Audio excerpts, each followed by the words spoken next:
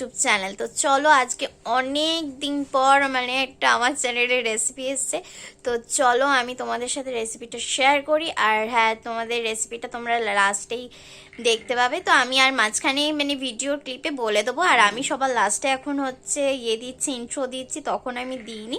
তো চলো সাথে থাকো, দেখতে থাকো, enjoy this video, let's start. So guys, আজকে রেসিপিটা তৈরি করতে লাগছে আলু আমরা এইভাবে কেটে নিয়েছি।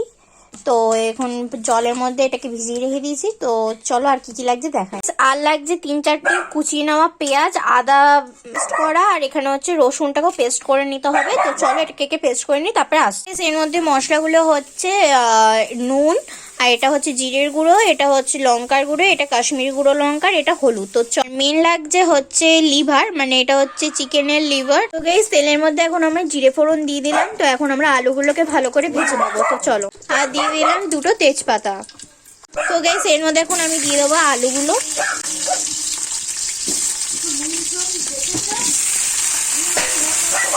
তো আলুগুলোকে এখন ভালোভাবে ভাজা করে নেবো, লাল লাল করে।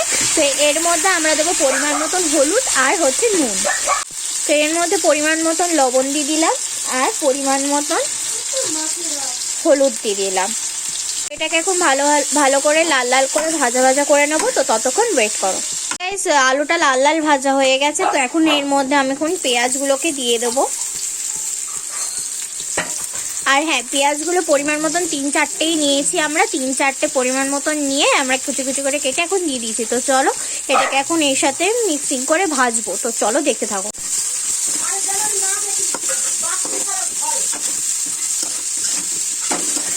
তো গাইস এখানে আমরা যেরকম আলুটাকে লাল লাল করে ভেজে নিয়েছিলাম, সেরকম পেঁয়াজটাকে এর সাথে লাল লাল করেই ভেজে নিতে হবে, মানে একদম ব্রাউনি শেডটা আনতে হবে।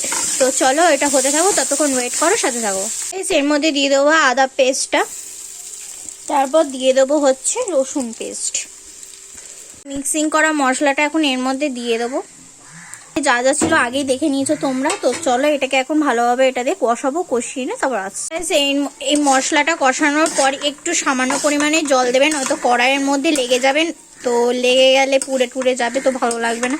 তো সামান্য পরিমাণে জল দিয়ে ভালোভাবে ওটাকে কষাবে। তো চলো কষিয়ে নি, তারপর আসছি। এর মধ্যে আমি দিয়ে দেবো মেটেগুলোকে।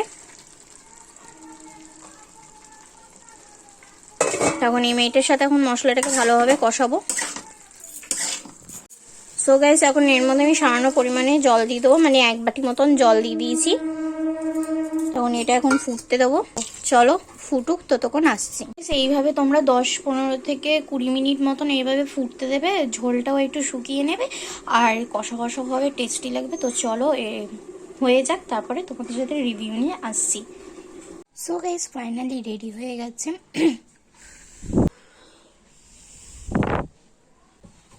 তো তোমাদের রেসিপিটা কেমন লাগলো আমাদের সাথে সব অবশ্যই শেয়ার করো। আর চলো আজকের জন্য এইটুকুনি।